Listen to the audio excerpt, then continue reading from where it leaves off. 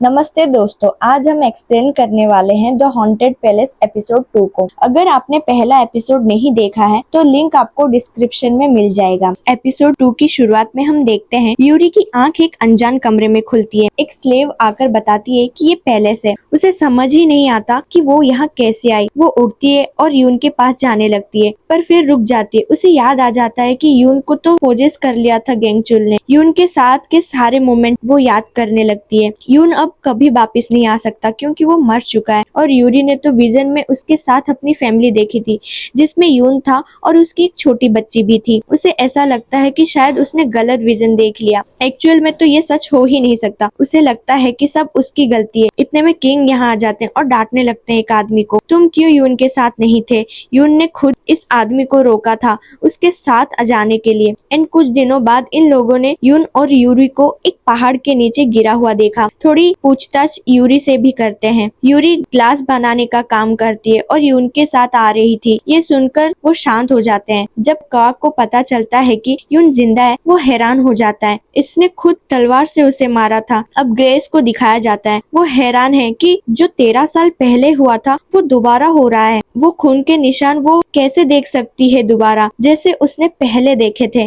वो पूछती है एक आदमी से जो सम्मन है। वो उसके पास आता है पर्दा हटाकर, और वो अंधा है और बताता है कि क्या चाहती हो तुम, कि मैं यहाँ के सारे भूतों को भगा दूं? वो डर जाती है। सीन शिफ्ट होता है। एक आदमी यून को मारने आया होता है, क्योंकि अगर इसने बता दिया कि आखिर तलवार से उस पर किसने हमला किया था तो वो सब फंस जाएंगे। वो आदमी छुपके से उसके कमरे में घुसता है और मुंह दबाकर मारने लगता है। अब उसे क्या पता यून में तो गेंगचुल की आत्मा है। वो एक लात मारता है और वो दूर जाकर गिरता है। वो भी नींद में मारता है। उसके चाकू के हमले को भी संभाल लेता है। बाकियों की आवाज सुनकर वो आदमी वहाँ से भाग जाता है। सभी लोग वहाँ आते हैं। यून की आंखें ही नहीं खुल पा रही होती है। उसे अपनी बॉडी बहुत हैवी लगती है। कमर पर खुजली होती है तो वो वहाँ पर खुजला देता है और सब उसे देखकर डर जाते हैं, क्योंकि वहाँ से खून आने लगता है। ये वही चोट थी जो तलवार से उसे मारा गया था। वैदिक को तो समझ ही नहीं आ रहा होता है कि इस तलवार के हमले से बच कैसे गया। थोड़ी देर बाद एक सर्वेंट उसके लिए खाना लेकर आती है और खिलाती है। वो सर्वेंट उसे एक स्पून खिलाती है और उसका मन तो झूम ही जाता है। ये सिंपल से चावल है पानी के साथ पके हुए, फिर भी उसे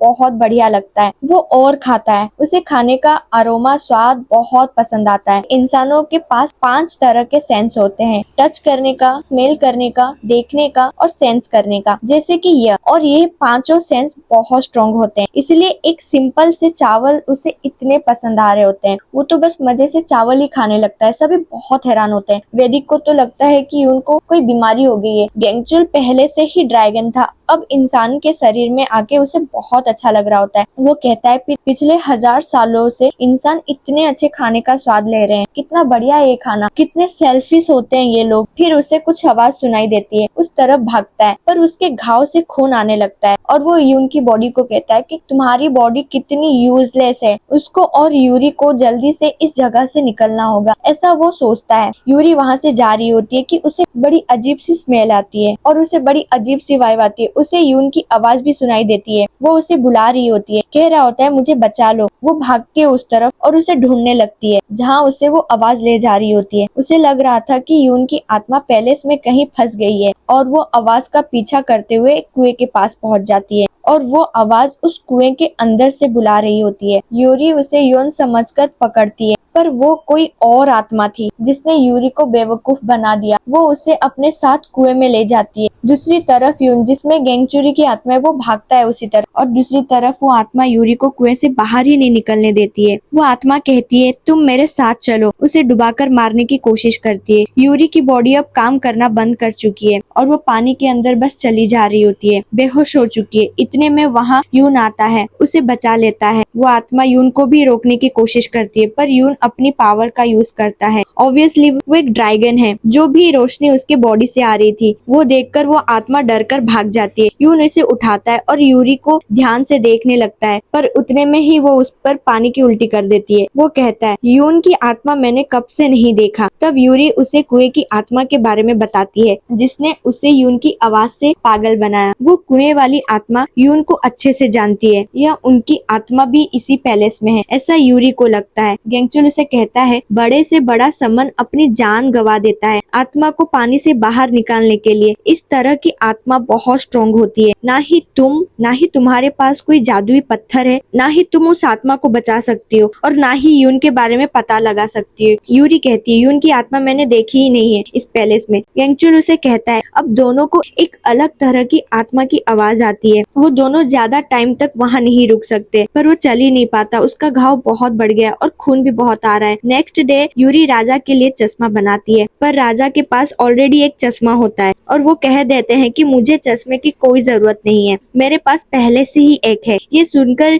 यूरी हैरान हो जाती है कि चश्मा था तो फिर यून उसको यहाँ पर क्यों लाया। वो ग्लासेस को देख के पहचान जाती है कि ये फीमेल बोर्डरिंग स्टोन है, उस पत्थर का एक हिस्सा जिसे उसकी दादी ने उसे दिया था। बस इसी पत्थर को शेप दे दिया ग्लासेस का। उसे समझ ही नहीं आता कि ये पत्थर राजा के पास कैसे आया। वो वहाँ राजा से रिक्वेस्ट करती है एक पत्थर उठाकर कि मुझे खुशी होगी अगर मैं आपके लिए एक चश्मा बना पाई। और इसने ऐसा इसलिए कहा था क्योंकि उसे पैलेस में रुकना था, क्योंकि वहाँ पर जो पानी वाली आत्मा है उसे बात करनी है और यून की आत्मा के बारे में पता लगाना है। वो बूढ़ा आदमी गुस्सा हो ही जाता है और यूरी को मुंहफट बोलता है। बाकी यूरी को परमिशन मिल गई थी कुछ दिन वहाँ रुकने के लिए और एक आदमी को बुलाकर उसके लिए रूम अरेंज करवा देते हैं और वो वहाँ को सामान लेने का बहाना देकर वहाँ से निकल जाती है। वो सोचती है, जब राजा को नया चश्मा चाहिए ही नहीं था तो आखिर मुझे यहाँ यूं झूठ बोलकर क्यों लाया, और जैसा पत्थर उसकी दादी ने उसे दिया था वैसा पत्थर इनके पास क्यों है। उसे ये सारी बातें कंफ्यूज कर रही होती है। अब राजा और एक आदमी बात कर रहे होते हैं। उन्हें पता नहीं चलता कि आखिर यून पर किसने तलवार से हमला किया।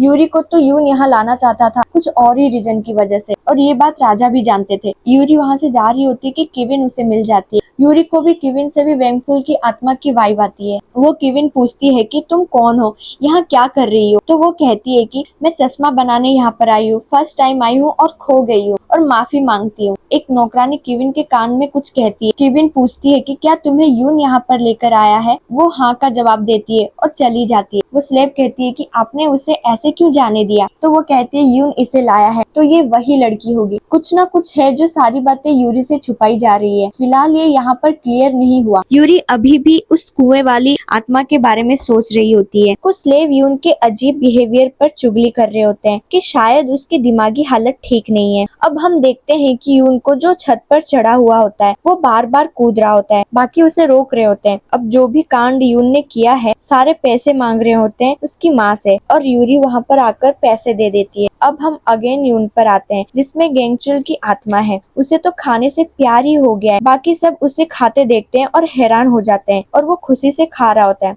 उसे मजा आ रहा होता है, ज्यादा खाना खा रहा होता है। इतने में यूरी वहाँ आ जाती है। वो बुढ़ी औरत जो यून की माँ है उसका कान खींचती है और वहाँ से ले जाती है। वो उस पर अपनी ड्रैगन पावर यूज करने वाला होता है कि वो औरत उसका फेस पकड़कर रोने लग जाती है और यूरी भी उसे करने से मना करती है और वो शांत हो जाता है। ये औरत यून की माँ है। उसे तो कुछ समझ ही नहीं आ रहा होता है और वो अपने घर आकर खराटे मारकर सो रहा होता है। यून की मम्मी घर साफ कर रही होती है और यूरी को हिम्मत दे रही होती है कि लाइफ में काफी मुश्किलें आती हैं और तुमने काफी कुछ अच्छे से हैंडल किया है। तब यून की मम्मी उसे बताती है कि जब यून 1 साल का हुआ था तब तुम्हारी दादी जो समन है उन्होंने बताया था कि ये 30 साल से ज्यादा नहीं जी पाएगा। तब उन्होंने कपड़े पर लिखकर प्रे किया था यून के जिंदा रहने के लिए। वो औरत बड़ी टेंशन में रहती थी। यूरी को समझ ही नहीं आ रहा होता है कि वो उसे कैसे बताए कि यून मर चुका है। बस यून की बॉडी में गेंगचुल की आत्मा है जिसे वो अपना बेटा समझ रही है। वो यूरी को थैंक यू बोलती है। उन्हें लगता है कि शायद यूरी की वजह से ये सब हो रहा है। यून की आंखें खुलती है तो वो देखता है कि वो औरत उसके पास सोई हुई है। वो इग्नोर करके वहाँ से चला जाता है। उसे अभी रिश्तों के बारे में नहीं पता क्योंकि वो पहले से ही ड्रैगन था। यूरी कुछ प्रे कर रही होती है यून की आत्मा को बुलाने के लिए। पास्ट की कुछ बातें याद करती है। जब वो छोटी थी तब सारे गांव वाले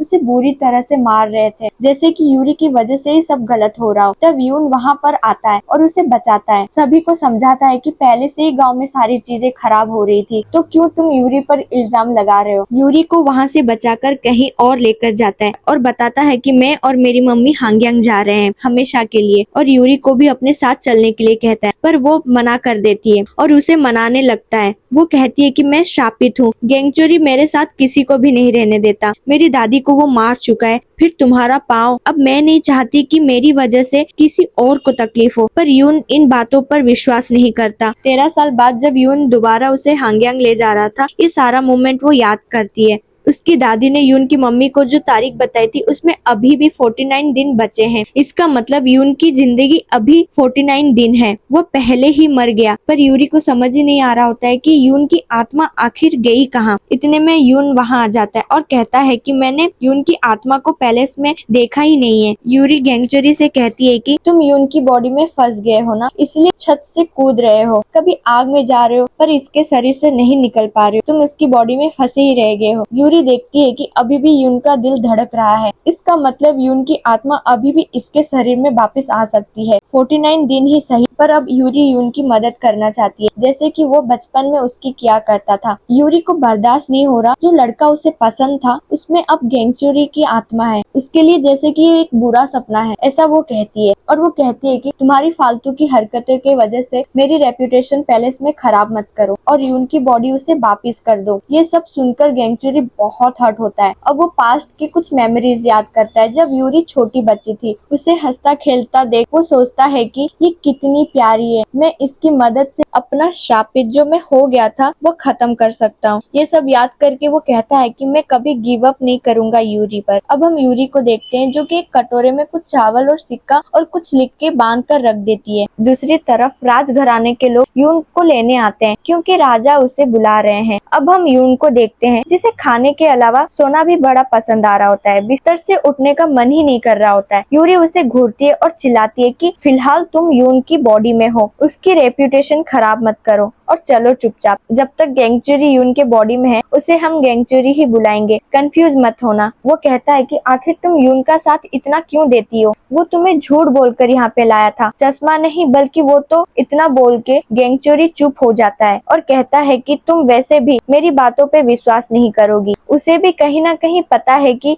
यून के इंटेंशन क्या थे, बस वो बता नहीं रहा है क्योंकि यूरी मानने वाली नहीं है। यूरी उसे पूछती है तो वो नहीं बताता, उल्टा उसे सुनाकर चली जाती है। अब अगले सीन में हम देखते हैं कि यून पैलेस जाने के लिए तैयार हो गया है। उसे कपड़े बड़े अजीब लगते हैं और वो आत्मा वगैरह की बात करता है। ये वो दोनों गवर्नमेंट ऑफिसर भी सुनते हैं और उसकी हरकतें देखकर हैरान होते हैं और यूरी से कहते हैं तुम अपना काम करने जा सकती हो। गैंगचोरी उसके पीछे पीछे जाने लगता है तो वो दोनों उसे पकड़ लेते हैं। अब गैंगचोरी के पास तो ज्यादा ताकत है, इसलिए बाकी सब उसे उठाकर वहाँ से राजा के पास ले जाते हैं। अब जब राजा के पास जाते हैं तो वो उसे इग्नोर ही करके चला जाता है। गैंगचोरी उसे गाली देने लग जाता है, मुझे बुला के इग्नोर करने का क्या मतलब बनता है। बाकी ऑफिसर उसे रोकते हैं। अब वो यूरी के पास जाने लगता है। उसे समझ ही नहीं आ रहा होता है यूरी आखिर गई कहाँ। अब यूरी को देखते हैं जो सबके साथ बैठकर चश्मा बनाने का काम करती है। मौका मिलते ही वो वहाँ से चुपके से निकल जाती है और वही कुएं के पास आ जाती है और उस आत्मा को बाहर बुलाने के लिए एक रिचुअल्स की तैयारी करती है। खुद को अच्छे से बांधती है और अपने देवता को याद करती है और रिचुअल स्टार्ट करती है। वो आत्मा उसे खींचती है कुएं की तरफ। वो बंधी हुई थी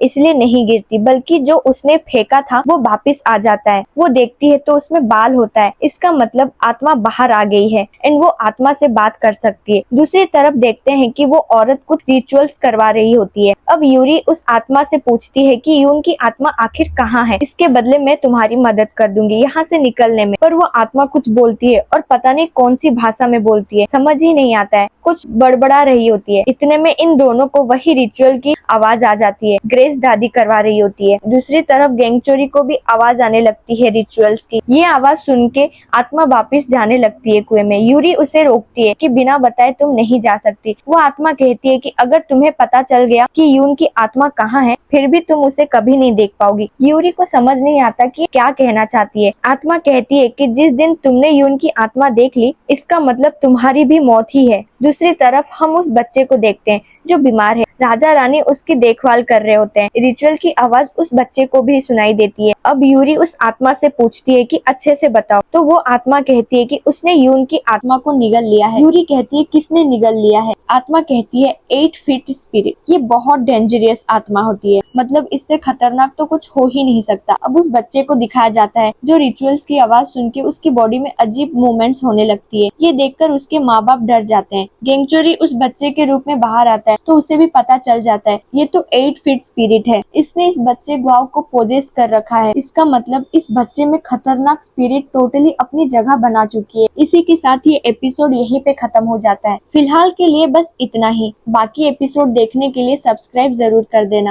थैंक्स फॉर वॉचिंग।